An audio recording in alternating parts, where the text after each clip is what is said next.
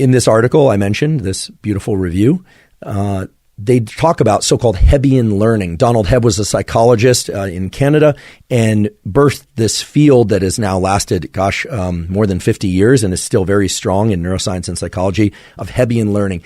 Hebbian learning is when particular neurons are coactive, meaning when they fire together, they tend to strengthen their connections with one another.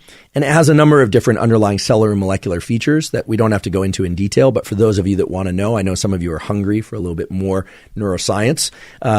This involves things like NMDA receptors, N-methyl D-aspartate receptors. NMDA receptors are really important, I think, for everyone to understand.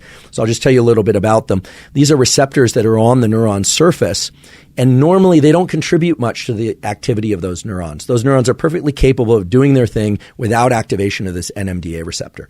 But when a neuron gets a very strong input, a